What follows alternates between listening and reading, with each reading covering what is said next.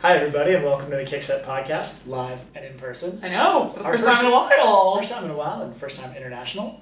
So look at that, we're bringing it places. We are live from our training camp in Croatia. Definitely not live. You're going to listen to this recorded, but we are currently live in Croatia.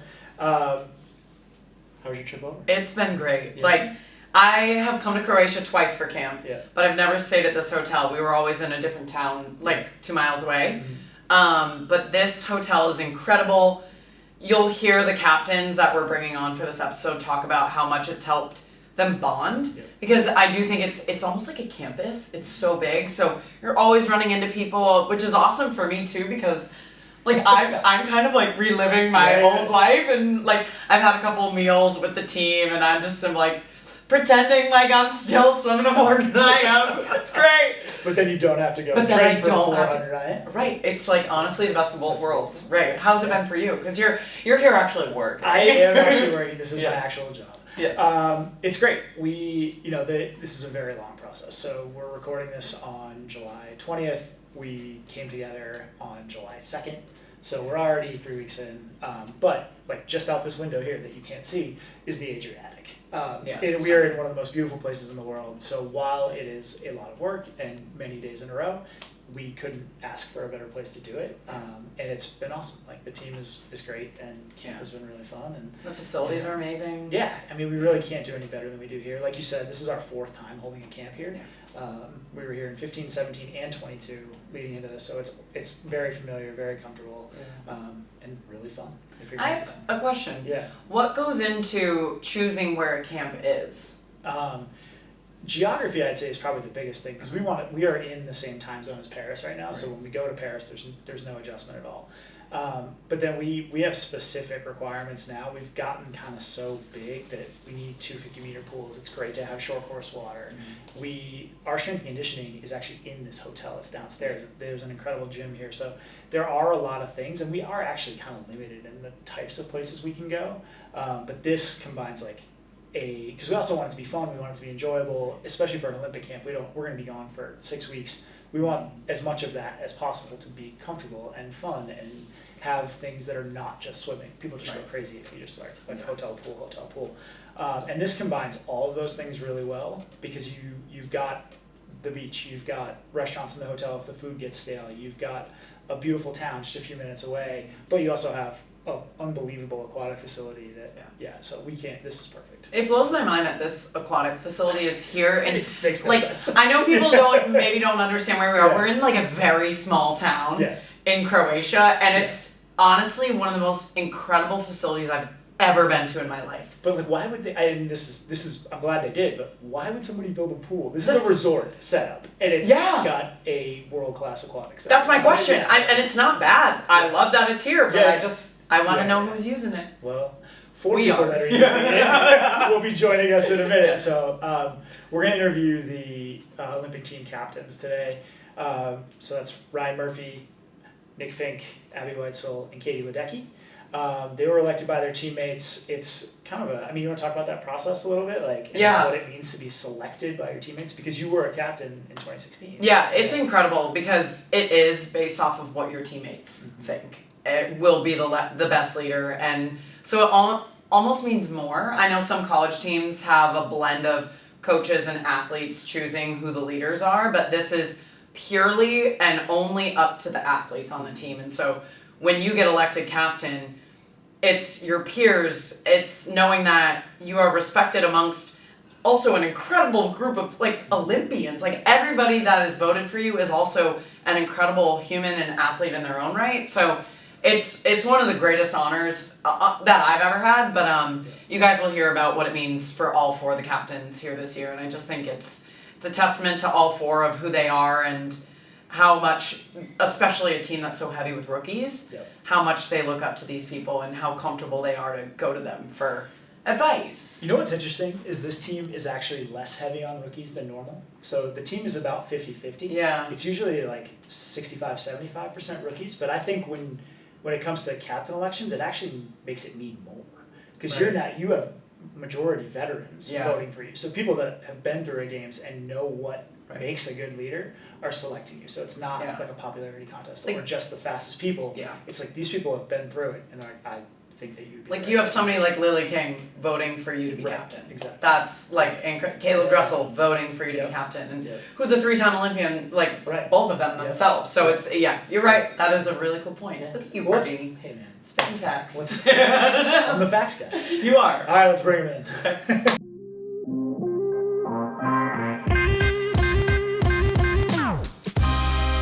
Broadcasting from USA Swimming's headquarters at the Carolyn Dirks Building in Colorado Springs, Colorado, it's time for Kickset. Join 3-time Olympian Elizabeth Weitzeil and U.S. National Team Director of Performance Matt Barbini as they host members from the USA swimming community, ranging from age group to Olympic levels of the sport.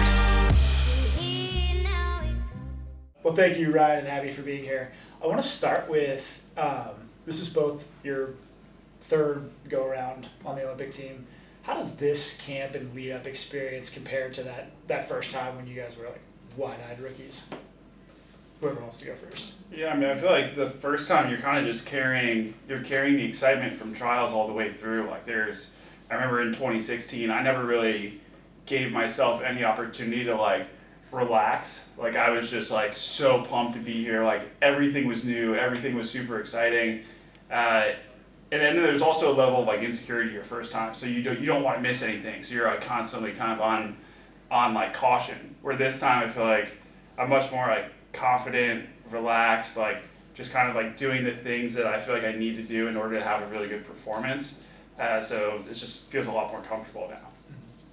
Yeah, I would say very similarly. I like barely remember 2016 and the fact that like I was just like so wide-eyed and like Ryan said, you're kind of just like so excited and not taking it all in and kind of just like also you're like insecure and kind of just watching what everyone else is doing, and I wasn't really sure about what I was doing necessarily, so I wish I remembered a lot more of it, but this time I'm like fully in the moment and just like true to what I'm doing and enjoying it and relaxed and all of that. So very, very, very different experiences for me. Excuse me. Oh my gosh. Please. Hello? Hi, you guys. Sing out. Morning. You guys got us here. I know. Wow, that got silly fast. Yeah. That was easy. It like polar contrast to both of your experiences in 2016. You're now captains, and you are leading a very young team. So I'm curious to know, was there something that happened to either of you in 2016 where maybe you thought to yourself, if I'm ever in a leader position, I'm going to make sure that I don't let that happen, or I'm going to make sure I give this advice to somebody because of an experience you had? Was there any of that for you guys? I remember, you were my captain in 2016. It was you and Camille and Schmitty. And you guys were always people I looked up to, so it was like, oh wow, like, to think that I'm now that person for, like, the young people, like I was young, is pretty crazy, and I think I've just tried to, like, grab the young people, and when I say grab, like, I mean just, like, be around them. Grab them. Come here! Get over here! Sit and it out. Come over right now. No, like, just be around them and kind of just, like, feel it out, like, be inclusive for everyone and kind of just be that calmness that you guys were for me. Because like I said, you're kind of just like wishy-washy as a newbie and you're like, what am I supposed to be doing? Am I doing things right? People are doing this and I feel like I need to be doing that. So I feel like I've tried to just be like the calmness and like the person that they feel comfortable around like you were to me. So I've really just tried to mimic that, and like that's what I looked up to, and so it is really cool to think that I'm that person now. Yeah. Yeah, I mean, I would say in 2016, I feel like we heard a lot, expect the unexpected. Mm-hmm. Like the Olympics is not necessarily like a perfect scenario where like buses are going to be on time, the food's going to be exactly how you want it. Like things are, you're kind of operating within a system. And so like when I heard the expect the unexpected, I was thinking like, oh, like, yeah, like maybe your goggles are going to rip or like something like that. And then we get to the village in Rio, and about 3 days in, You knew what they meant. that toilet was not. There was nowhere else. It wasn't going anywhere. Yeah, there was nowhere else for it to go. So we were one toilet down, 3 days in, and so it was like middle of the night. Like I was rooming with Tom Shields on that trip, and it would be like Pepley and Prino would be coming into our room to like go to the bathroom in the middle of the night. So you kind of just have to make do with the situation. And that's like a funny story, but like it really is expect the unexpected out there. I think a lot of people don't understand, like, when you go to the Olympics, you're not staying at a nice hotel. Like, no, it's not luxury. No. Like it's really, we get luxury. Like we're like on our camps. This is amazing what we get. But like then you go to the village and you're just like, oh, I can't flush my toilet. I didn't need that. It's fine. I don't need to eat. Yeah. Tom, go get some more water bottles. You're living off like Our meeting. you're living off PB&J's in team room, you know. So like it's Yeah. an experience. So you guys, teammates here, teammates at home, so you are probably more familiar with each other than maybe some of your other teammates here. When you guys think about the group you have at Cal, like what kind of to Abby stands out about Ryan as a leader, and then in reverse? I mean, anyone who trains with Ryan, or even like you can tell around this kind of team, like he's just like you're just like a natural leader. Like people just look up to him. He carries himself so well, and the fact that people trust him automatically. It's like kind of what Ryan has talked about with Dave being his coach for so long. It's like, so Ryan's an athlete where other athletes are like, I trust immediately what you have to say. I trust what you're doing, look up to you, follow what you're doing. He's just a natural born leader in that aspect, and he has obviously the career to prove it and back that up. But I think just like his presence as the leader on deck is what he carries through Cal and here. So I think with Abby, I'd say, I mean, it's kind of two main things in my opinion. I think she's really consistent day to day. Like she comes in and like she knows what she needs to get done every day. And so a leader by example in that sense. But I think as a person, she takes an interest in people. And it really doesn't matter like whether that's a freshman coming in the door or someone like me. Like she takes an interest in everyone in the group, and I think that's a great quality as a leader. I'm so excited. Oh my gosh, what's wrong with my voice? Are you doing TV? she's gonna be in the booth. She's gonna be in the booth and be like, look at that swim. It all started on that kick setup. Look at That's it. All right, I'm very excited for you guys. I want to know like what the best part about a training camp is, because I feel like most people don't really know what happens between trials and the Olympics. Like it's like those elusive 3 weeks, and people are like, oh, like I think they go to camp, but like can you maybe walk us through a day in the life of what a normal day of camp looks like? Yeah, I mean, I honestly think it's a little bit. different. Yeah, that's true. We'll get both of you. A little bit different for everyone. I think it also like it shifts kind of as we get closer to meet. So I'd say Raleigh, like in Raleigh, everyone was like chilling, like personality wise, everyone's relaxed. They're just kind of in like training mode, like having a good time there. I think as we got to Croatia, everyone kind of flips into meet mode at different times. Like I'd say for me, like I flip into meet mode pretty far out. So like I'm already kind of like I go to the pool, I come back, and it's like I don't really want to be walking around. I want to just be like chilling, going down to the sauna, going to the cold tub, hanging out with some Europeans. That's what I'm trying to do. So day to day, and then I'll look out my window and you'll see the girls team down there. They're like taking TikToks and entertaining. So it's totally different. Totally different. Yeah. Like everyone's got their different thing that keeps them like fresh, relaxed, and ready to go. So wait, before Abby, you go, were you in meet mode in Raleigh, or does that start kind of at the international camp? For me, that starts at the international camp. I felt like I started to feel it probably like 2 or 3 days ago, where I was like, all right, like, yeah, people are already starting to get to the village. So you like start to see that on social media, and that kind of like kicks you into like, oh damn, like the Olympics are less than 2 weeks away.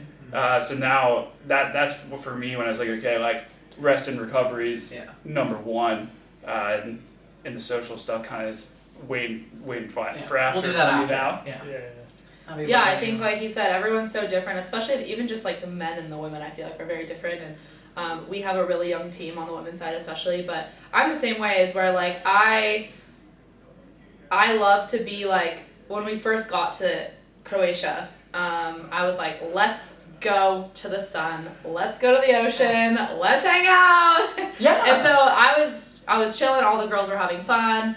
And then I would say about 3 days ago, I was like, okay, I need to calm my adventures down, calm my activities down. And I've just been like in my room a lot more, you know, rest, recovery as well. Just very aware. Everyone here is very aware of like how many days out we are, what day you swim compared to other people. And so everyone is like, yeah, we're out. What the girls are posting on social media. Yeah, we are out and about, but I feel like everyone is very aware how long we're in the sun. We're not staying out there all day. We're resting and recovering. So I think I love to feel like I'm not in training camp all the time every day. I love to have like a little bit of like the outside social feeling.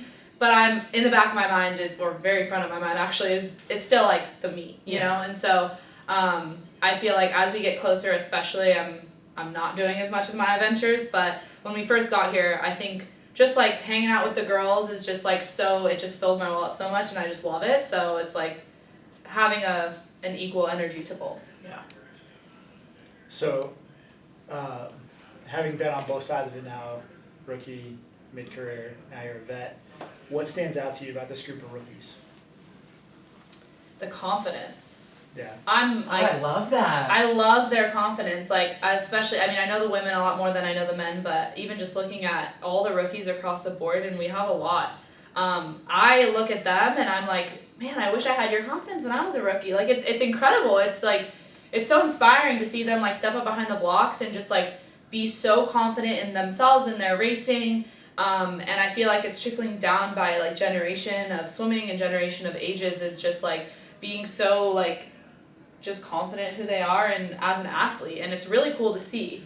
Because like I said, I look back and I'm like, if I had half your confidence at your stage, like, dang. Like what could have been, or like. Yeah, who knows? But it's really cool to see. So I think that's what stands out to me is like, just like how awesome they are as athletes and people, and just like the confidence all around. Mm-hmm. Yeah, I feel like it seems like they're very balanced. Like when we're in the meal room, we're not really talking about swimming much, and like, and the younger kids they're in those conversations too. So I like that. Like when we're at the pool, and everyone is confident. Like they know that the plan that they have is what they need to do. So it's like you see like Thomas Heilman, and he'll be doing practices alone, and like that's hard to do as a 17-year-old. But he knows that's what he needs to do in order to perform. But then when we're back here, like everyone's just chilling. Like the guys are just talking about NCAA football just coming out. We're just kind of like shooting the shit with each other, and like I think that's a great thing. Yeah, I feel like it's a really cohesive group, even though it's like the age. But I feel like this trip has especially been one of the standouts to me of like the cohesiveness in the team. You said that earlier, like when we were outside near the water. Like, why do you think that is? And is it just the men's team, women's team, or is it all of you guys combined, like men and women's? I feel like it's everyone combined. I mean, maybe it's just my perspective because I'm older than when I was younger. When you're younger, you kind of feel like you're a little bit out of the loop, and but maybe just because there is so many younger ones, you know, it's not like just 2 or 3. It's like a lot of them are kind of like around the same age. So I don't know. I just feel like everyone's just kind of like Ryan said. Everyone's just kind of like joining in conversations really easily sitting with each other on the bus. And I feel like this situation is too. We've been to Croatia before, and they were here in 2022. But this specific hotel as well we're not walkable to many things. So I think like kind of being forced to like we run into each other, we're down by the water in the same spot. So you're just with everyone instead of like breaking off into groups all day long. Yeah. So I don't know, I think everyone's just kind of been hanging out with each other really well. Yeah, I don't feel like there's many egos either. You know, I feel like it's easy. I feel like people feel comfortable going up to Abbey and talking to her, like no matter what age they are. Mm-hmm. And so it's like you have examples like that kind of across the team. And so I think it's just like it's a relaxing, I don't know, it's just like a relaxing group to be around. Yeah, that's Yeah. awesome. And testament to you guys. Yeah. Because We'll call it good leadership. Yeah, exactly. Like I would, if I were a rookie and like I had to go up to Abbey or you, like I'd probably be a little nervous. Naturally, because you guys are icons. No, you wouldn't Weitzeil? Well, I don't know. I was like, hey! I'm Elizabeth. What's up? compliment. Yeah, we got it. You guys got it. You guys are the best. Well, thank you guys for making Yeah. 5 minutes, and good luck next week. Of course, thanks. I know, 7 days, here we go. I know. Yeah. I'm gonna go lay in my bed all day like this. Because we're resting. It's fine, we're resting. Thank you, Katie and Nick, for being here.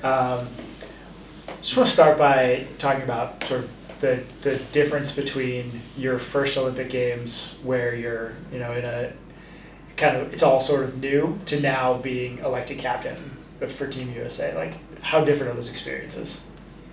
Katie. I mean, yours was a lot. I was 15 years old Yeah. at my first Olympics, Yeah. and so I had no idea what to expect. Yeah. I was on this team with all these people that I'd watched for so many years and looked up to so much. And I had never been out of the country for a swim meet before, and I'd only been out of the country once prior to that, when I was probably 10 or 11 years old. Yeah. We went to the Czech Republic. So I just was totally new to everything. I don't think I even had a cell phone, really. I think I brought my brother's cell phone. Stop. Yes. I brought my brother's cell I'm sure phone, he's and stoked. in between trials and going to training camp, we went and bought an iPad so that I could communicate with my parents and like coaches and everyone. But like I had this iPad and then like a flip cell phone. Yeah. That was my brother's, with all of his contacts in it. So, Katie's like texting her brother. Yeah. It's like, hi. No, this is Katie. Sorry. things have changed a little bit since then. Yeah. Wow. So yeah, I was just really reliant on everybody around me to show me the ropes, and I had no idea what training camp would be like or what the village would be like. So yeah, I'm just a lot more comfortable now, and Yeah. I know what to expect on the day we travel and walk into the village. Kind of know sort of the process of that and what all of that's like. So I feel a lot more comfortable my fourth time around than my first time. Yeah, it's not very similar to me, but No. I was 28 when my first one was, and I was, a rookie with Katie Grimes, who's 15, so that was interesting. But it's like, it's one of those things where I think it was all kind of a new experience, and I don't think too much has like changed since that last one. But I also think the experiences will be like new still. Like it was a COVID Olympics, so the gravity of the sport wasn't lost on anybody, but like all the fun, like cool things, I feel like I kind of missed out on. So I actually think it's like a very healthy blend of like new experiences where I've been there, done that, and like can kind of bring those past experiences with me. But yeah, I mean, it was just 3 years ago was my first one, and I feel very similar in my approach to the games. Yeah. Did you have your own cell phone? I did. 3 years ago. I didn't have to borrow my sister's, so that's good. Yeah. For you guys, elected captains, what are some things that you are absolutely doing to make sure that a big team of rookies are feeling comfortable? Like, are there some non-negotiables that once you got elected, you were like, okay, I want to make sure I do this, this, and that? I think just making sure everyone's feeling relaxed and ready and comfortable. I know Abby and I have planned games, and when we go out for dinner, like planning little activities. So really it's been pretty easy because everyone does seem very comfortable, and even though we have quite a few rookies, a lot of them have international experience with going to Worlds before or other meets, Pan Ams. So I think everyone's comfortable with that, and everyone feels like they belong, and I think that's really important. I think as we shift to Paris and we get into the village, there might be some more things to go over, or there might be more questions that come up about what the experience will be like. So I think we'll be, cognizant of that and think through how we can make that the best experience and make sure everyone's feeling ready for the racing to start and feeling like they're at their best.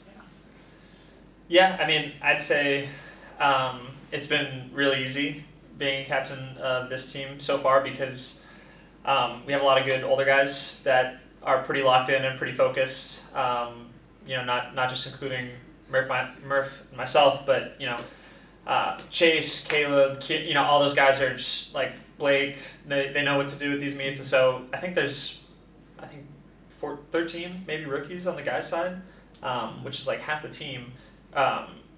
But the 13 that are here that have been to games before are know how to do this, and especially when you come here and you see like it's a resort and we have a really nice kind of setup. Just the one thing I wanted to like make sure was, hey, we're not here on vacation. Remember, like we're here to train and like you can do fun things, but just keep a balance. And they've done a really good job of that. So I don't think anyone's really had to bring the hammer down on anyone yet. So, but yeah, like Katie said, I think going forward, we definitely want to start having more talks about like, okay, like I know it's been kind of fun and you've been in the grind and kind of training, getting ready, but we're headed to the Olympics next week, and that's kind of a big deal. So just how to prepare and how to get ready for it, and then after that, I think you just wind up all the youngsters and let them go. So it's it'll be fun. Have you thought about any specific advice that you would give to the rookies?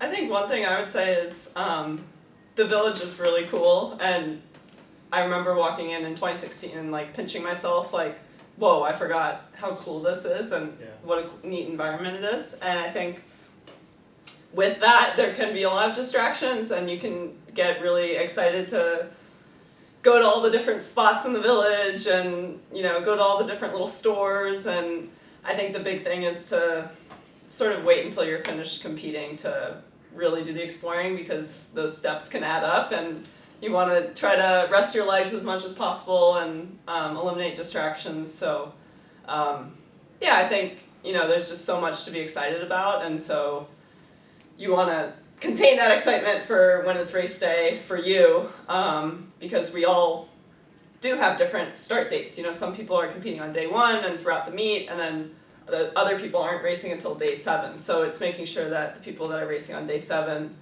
are still able to focus and conserve their energy that whole week when they're waiting. Yeah, I definitely like to tell people to keep walking, because there's just so much walking at these meets, and taper, you kind of get in the mindset of like, oh, I need to like sit down, I need to relax, I need to like not do anything. And while that's true, it's like you'll always be walking though. You'll need to walk a lot. So I always like to say keep walking, and maybe don't stay on your feet all the time, but it's not terrible if you have to walk from place to place to place to place, because it's not going to be the setup here, which is your room, the meal room, the team room, like the walk to the bus to the pool is like all right here. So and then along the lines of what Kay was saying, it's a long meet, and we're a country that's good enough to have a whole bunch of people qualify. So bringing in the fresh bodies later on in the meet will help us a lot, and they got to be fresh. So while there's like a lot of emotional energy that goes into even just sitting in the stands and cheering, I remember even last year when Jay and Chase went 1-2 in the 4 a.m., I was like going crazy, but then I was like, I kind of have to like calm down, slow down. I'm racing tonight. I was like, I literally like need to leave like the session right now and go home and rest from that, because it's such a great moment, it's such an awesome thing to experience, but you have stuff you have to take care of soon, and what's a better way of getting Team USA hyped by swimming fast yourself. So it's one of those things where we're gonna tell them to like, hey, enjoy the moment, be present, but maybe golf clap in the stands for a little bit. And, it's such good advice, because like cheering does take a lot out of you, like especially being at session after session, and I know that's like part of the culture is to be there cheering in the stands, but you also have to be like you said, like, okay, you don't need to be like too crazy. Murph said it earlier, but I love the quote that he was saying about expect the unexpected when you get to the Olympics. What are some things that you guys have experienced that you walked into the village and maybe you thought it was going to be a certain way and it wasn't? Like for me, it was the transportation. I was like, oh, the buses aren't on time? But like, what? We're at the Olympics. Like, is there anything like that kind of caught you by surprise that for you in Tokyo and Katie, for you in London? I think it's always pretty overwhelming, and I don't think this is a surprise necessarily because we know what's coming, but I think it's always overwhelming, like the amount of gear and luggage that we have in our rooms. Yes. And I know like that first day when you get all of the new Ralph Lauren, Nike, like all the stuff, you want to like go through it all and take all the tags off and like try everything on. And like that's a lot of fun, and like it's a nice like in between practice activity, but at the same time like I think it's important to like get your room organized and like not Livable. overdo it. Yeah, like focus on the things that you need for competition, kind of like what we were talking about, like what do you need in your swim bag, like focus on that first and then like get ready for the meet and then you can go through everything. But yeah, I don't know, like expect the unexpected is definitely a good thing to live by. Go on the early bus. It's better to be early than to be late. You can always sit around the team area and chat and stretch and whatever. Just kind of anticipate those things as much as possible. Yeah. I don't really have an answer better than that one. I think like the village was probably bigger than I thought. Like the dining hall's huge and like everything's just like, I mean, you have to be able to house like so many athletes at once. So again, I think, I touched on it earlier, just like how big everything is and like you're walking to and from everywhere and, you try to have a plan, but sometimes a bus is running late or early and you have to adjust that plan. So I think having a plan is good, but in being organized, like Katie said, even in your room, but being able to kind of adjust on the fly is definitely necessary. Yeah, I have that flexibility. So we're just about to head out to Paris in a couple days. So either related to the meet or just related to being at the games, what's something, now that you've been through it 1 or 3 times before, what's something that you're looking forward to when we get there? My favorite moment is when we all walk onto the pool deck for the first time. So usually we probably walk onto the warm-up pool deck, but then we all kind of go on a mini tour and learn how to get to the competition pool. And that moment when we all walk onto the competition pool is just always amazing. It's just like you get the goosebumps, you know that that's the place where you're going to be racing for the next week, and where your teammates are going to be racing and where all these memories are going to be made. And then you do see like all the other countries like turn their head and look at this massive team. I mean, we're the biggest team every Olympics, I think, without fail. So just that presence that we have is always something that blows my mind. We usually do like a little cheer on deck, and that's probably the last moment where we're all together on that pool deck because we all have different schedules after that. So I think that's just a really special moment and something that I'm looking forward to a few days away from that.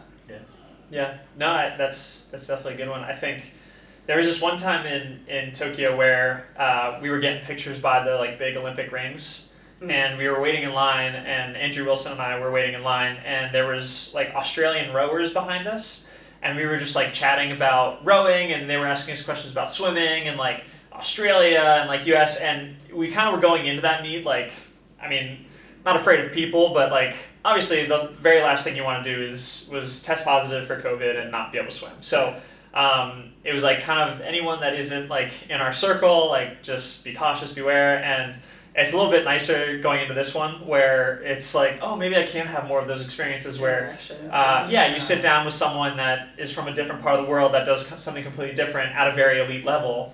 And you can kind of talk even just about what, I don't know anything about a bunch of those sports, about that. So I think having more of those moments is kind of what I'm looking forward to. And I think it'll be, fun to kind of get to know more sports, more countries, more people, and kind of see how it plays out. Yeah. Do more pin trading. I feel like that was not as big of a thing in Tokyo, so that's always a lot of fun.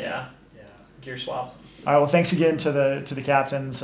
It's always interesting to I always feel like cautious asking for anybody to do anything when we're this close to the games, but really appreciate them taking their time and sharing their perspective with us. Yeah, and I hope people understand that is like Murph, all of them were saying it, like we are in meet mode, like they are flying to Paris in 2 days.